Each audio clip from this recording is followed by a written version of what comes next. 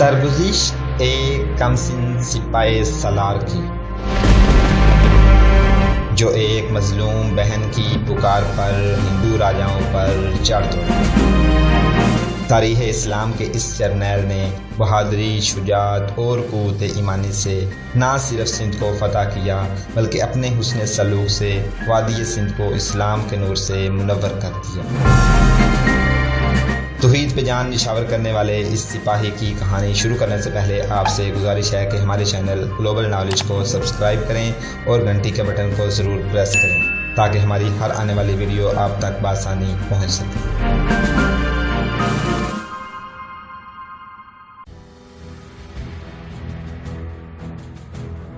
راجہ داہر جب ہاتھی پر سوار ہونے لگا تو مائی رانی نے اس کے ماتھے پر اپنی انگلی سے تلک لگایا اور اس کے دونوں گالوں کو چوما۔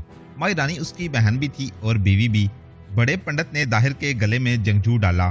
یہ لال اور سفید داغے ہوتے تھے جو ہندو اپنے گلے میں قمیض کے اندر ڈال کر رکھتے تھے۔ پنڈتوں کی ایک قطار الگ کھڑی ہوئی تھی، وہ بھجن گنگنا رہے تھے۔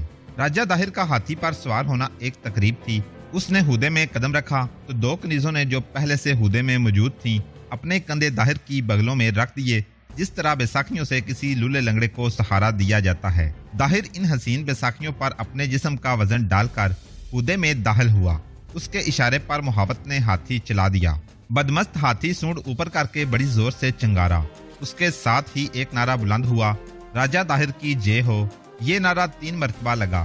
ہاتھی 1-2 مرتبہ پھر چنگاڑا، 1-2 قدم آگے جاتا اور پھر پیچھے ہٹ آتا تھا، جیسے محاوت کا حکم ماننے سے انکار کر رہا ہو۔ اس طرح ہاتھی چنگاڑتا اور تیز تیز قدم اٹھاتا وہاں جا رکا جہاں داہر کی فوج کھڑی تھی۔ فوج کے آگے 200 ہاتھی کھڑے تھے جن کے ہودوں میں 3-3، 4-4 نیزہ باز اور تیر انداز چاقو چباند کھڑے تھے۔ ان کے پیچھے 10,000 گھوڑ سوار تھے جن کے سروں پر آہنی ہود تھے اور وہ نیم زدہ پوش تھے۔ 15,000 نفری کی پیادہ فوج دائیں اور 15,000 بائیں طرف کھڑی تھی۔ فوج کو داہر کے حکم سے اس ترتیب میں کھڑا کیا گیا تھا کیونکہ داہر نے فوج سے خطاب کرنا تھا۔ پوتر دھرتی کے سپوتو، راجہ داہر نے بلند آواز سے کہا، آج یہ دھرتی تم سے خون کی قربانی مانگ رہی ہے، سر مانگ رہی ہے۔ سر کٹوا کر اپنی دھرتی کے حوالے کر دو۔ میں تمہارے ساتھ ہوں گا، میں تم سب کے ساتھ اپنا سر کٹواؤں گا، لیکن دشمن کے 100 آدمیوں کے سر کاٹ کر اپنی جان دینی ہے۔ مجھے دیوی دیوتاؤں کا اشارہ ملا ہے کہ میرا سر میرے جسم کے ساتھ رہے گا اور عرب تک جائے گا۔ عرب کی دھرتی تمہارا انتظار کر رہی ہے۔ تم فتح کے نعرے لگاتے اس دیش میں جاؤ گے جہاں سے اسلام نے سر اٹھایا ہے۔ اسلام کا سر کچل دینا ہے۔ وہاں اذانیں ہمیشہ کے لیے خاموش ہو جائیں گی، وہاں شنکھ بجیں گے، مندروں کے گھنٹے بجیں گے۔ دھرتی ماتا کی جے ہو، راجہ داہر کی جے ہو۔ راجہ داہر کی آواز جے کاروں میں دب گئی اور وہ خاموش ہو گیا۔ دلوں سے یہ خوف نکال دو کہ مسلمان بہت بہادر ہیں۔ راجہ داہر نے ہاتھ اوپر کر کے فوج کو خاموش کرایا اور پہلے سے زیادہ بلند آواز سے بولا، یہ مت سوچو کہ انہوں نے راجکمار جے سنہا کے لشکر کو کاٹ دیا ہے۔ یہ بھی مت سوچو کہ انہوں نے ہمارے بہت سے قلعے لے لیے ہیں۔ انہوں نے فتح بدھوں کی مدد سے حاصل کی ہے۔ یہ بدھوں کی غداری ہے۔ مسلمان اس نشے میں دریا پار کر آئے ہیں کہ وہ آگے بڑھتے آئیں گے اور ہم ان کے آگے بھاگتے جائیں گے۔ ہم نے خود انہیں یہاں تک آنے دیا ہے، اب وہ دریا کے پار زندہ نہیں جا سکیں گے۔ اب ہم دریا کے پار جائیں گے، پھر ہم انہی کی کشتیوں پر جہازوں میں سمندر پار کر جائیں گے۔ یہ سوچ لو کہ تم نے جان کی بازی نہ لگائی اور مسلمانوں کا خون اپنے دلوں پر سوار رکھا تو تمہاری جوان بیٹیاں، بہنیں اور بیویاں مسلمانوں کی لونڈیاں بنیں گی۔ تمہارے مال و اموال، زیور اور رقمیں مسلمان لوٹ لیں گے۔ تمہارے مویشی اور تمہاری گائیں مسلمانوں کے ہاتھوں ذبح ہوں گی اور وہ انہیں کھائیں گے۔ کیا تم گو ماتا کی یہ بے حرمتی برداشت کر لو گے؟ نہیں نہیں، فوج سے شور اٹھا، گاؤں ماتا کا ہتھیا چار نہیں ہونے دیں گے۔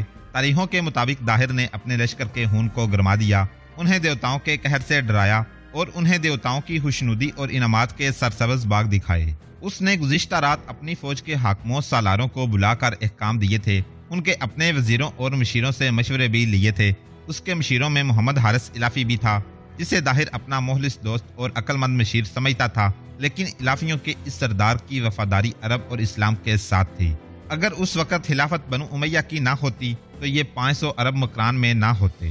راجہ داہر نے اپنے فوجی کمانڈروں کو یہ احکام دیے تھے کہ اپنے لشکر کو چھوٹے چھوٹے حصوں میں تقسیم کر کے ایک دوسرے سے دور دور رکھنا ہے اس نے سوچا یہ تھا کہ مسلمانوں کی فوج بھی اس کی فوج کے ہر حصے سے لڑنے کے لیے حصوں میں بکھر جائے گی، پھر داہر کی فوج کے 2-3 بڑے حصے یکجا ہو کر مسلمانوں پر پہلو سے یا عقب سے حملہ کر دیں گے، انہیں بکھیر کر مارنا ہے۔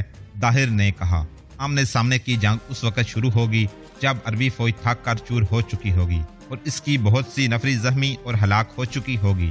نیا چاند نظر آتے ہی جیور کی طرف پیش قدمی ہوگی، لیکن عربوں پر 2 سوار اور 1 پیادہ دستے سے حملہ ہوگا۔ یہ دستے پیچھے ہٹتے آئیں گے، پھر ایک اور دستہ ایک اور طرف سے حملہ کرے گا۔ داہر نے اپنے سراروں کو یہ منصوبہ اور یہ طرز جنگ رات کو ہی ذہن نشین کروا دیا۔ صبح جب وہ اپنے لشکر کا حوصلہ جوشیلے اور جذباتی الفاظ سے بڑھا رہا تھا، اس کے فوراً بعد اس نے دستوں کو منصوبے کے مطابق تقسیم کرنا اور 2 سوار اور 1 پیادہ دستے کو جیور کی طرف جانے کا حکم دینا تھا، جہاں اس کے بیٹے جے سینا کی لڑائی محمد بن قاسم کے چند ایک دستوں کے ساتھ ہوئی تھی۔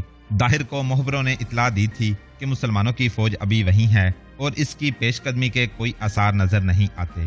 راجہ داہر نے مورخوں کے مطابق ان الفاظ پر اپنا خطاب ختم کیا، اسلام میری زندگی میں سندھ میں داخل نہیں ہوگا۔ اگر ہم نے اس مذہب کو یہی نہ روکا تو یہ سارے ہند میں پھیلے گا اور اس پاپ کا قہر ہمارے بچوں پر گرے گا، ہم مر جائیں گے تو ہمیں کتوں اور چوہوں کے روپ میں دوسرا جنم ملے گا۔ اس کے بعد اس نے دستوں کو منصوبے کے مطابق تقسیم ہونے کا حکم دیا۔ دستے تقسیم ہو چکے تو انہیں اپنے اپنے علاقے میں جانے کو کہا گیا۔ دستے جا رہے تھے کہ ایک شتر سوار اونٹ کو دوڑاتا لایا اور راجہ داہر کے ہاتھی کے قریب جا رکا۔ عربی فوج وہاں سے آگے آ گئی ہے، شتر سوار نے کہا، اور یہاں سے کچھ دور رک گئی ہے۔ بتایا جا چکا ہے کہ محمد بن قاسم کو ایک جاسوس نے اطلاع دی تھی کہ داہر کی فوج تیاری کی حالت میں راوڑ کے قریب جمع ہو رہی ہے۔ محمد بن قاسم نے اسلام کے فن حرب و ضرب کے اصولوں کے مطابق دشمن کو تیاری کی حالت میں دبوچنے کے لیے رات ہی رات میں فوج کو تیار کر لیا اور سحری ختم ہونے سے پہلے پیش قدمی کا حکم دے دیا۔ پیش قدمی بہت تیز تھی، اتنی تیز کہ دن کے پچھلے پہر تک محمد بن قاسم کا لشکر راوڑ کے تقریباً 4 میل دور تک پہنچ گیا۔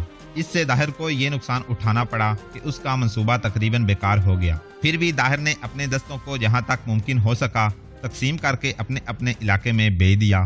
داہر کو معلوم نہیں تھا کہ اب اس کی کوئی بھی عقل و حرکت خفیہ نہیں رہی۔ اس کے دستوں کو جس طرح ادھر ادھر بھیج دیا گیا تھا وہ محمد بن قاسم کو اس کے جاسوسوں اور مخبروں کے ذریعے معلوم ہو رہا تھا۔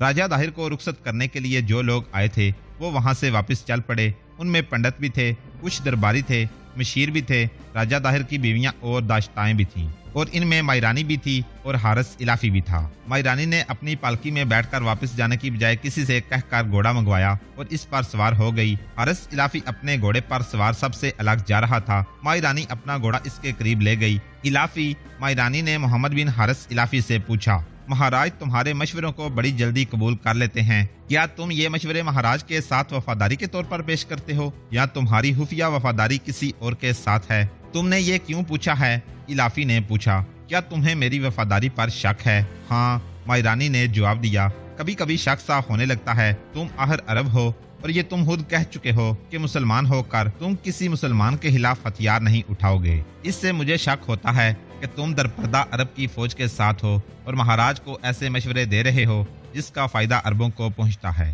کوئی ایک ایسا مشورہ بتا سکتی ہو؟ تم نے مہاراج کو مشورہ دیا تھا کہ محمد بن قاسم کو دریا کے اس طرف آنے دو، مائرانی نے کہا۔ مہاراج اس لیے مان گئے کہ وہ تمہارے ملک کی فوج کو شکست دیں گے تو دریا انہیں بھاگنے نہیں دے گا۔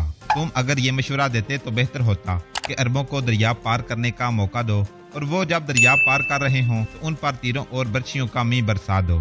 رانی الافی نے کہا، مہاراج بچے نہیں، اناڑی اور نادان نہیں، وہ محمد بن قاسم سے زیادہ تجربہ کار سالار ہیں، وہ اچھے اور برے کو پہچانتے ہیں۔ تم وہ بات کرو جو تمہارے دل میں ہے۔ تم یہ کہنا چاہتی ہو کہ میری ہمدردیاں محمد بن قاسم کے ساتھ ہیں اور میں تم لوگوں کو دھوکہ دے رہا ہوں۔ ہاں، مائرانی نے کہا، میں یہی کہنا چاہتی ہوں اور میں تمہیں یاد دلانا چاہتی ہوں کہ مہاراج نے تمہارے قبیلے کو مکران میں پناہ دے رکھی ہے۔ اس دیش میں کسی مسلمان کو پناہ نہیں مل سکتی۔ تمہارے ساتھ 2 آدمی تھے، ایک موجود ہے، دوسرا کہاں ہے؟ مائرانی الافی نے کہا، مہاراج کو جو دھوکے تم نے دیے ہیں وہ مجھے معلوم ہیں۔ تم مہاراج کی بہن ہو اور ان کی بیوی بھی ہو، لیکن تم نے اپنے جذبات کی تسکین کا ذریعہ عرب کے ایک جوان آدمی کو بنایا۔ کہو تو تمہیں اس کا نام بتا دوں؟ اور تم نے میرے جس آدمی کے متعلق پوچھا ہے کہ یہاں موجود نہیں، وہ کبھی کبھی رات کو بھی میرے پاس موجود نہیں ہوتا۔ میں جانتا ہوں وہ کہاں ہوتا ہے۔ وہ اب کہاں ہے؟ مائرانی نے عجیب سے لہجے میں پوچھا۔ رانی इलाफी ने घोड़ा रोककर मायरानी की आंखों में आंखें डालकर कहा, मुझे शक की निगाहों से देखना छोड़ दो, तुम्हारा एक राज मेरे सीने में छुपा हुआ है। मायरानी चुप हो गई। और मैं तुम्हें ये बता देता हूँ रानी, मोहम्मद बिन हारिस इलाफी ने कहा, महाराज मोहम्मद बिन कासिम को शिकस्त नहीं दे सकेंगे, ये तुम्हारी ख्वाहिश है। मायरानी ने कहा, नहीं। इलाफी ने कहा, ये मेरी पेशगोई है, हालात बता रहे हैं।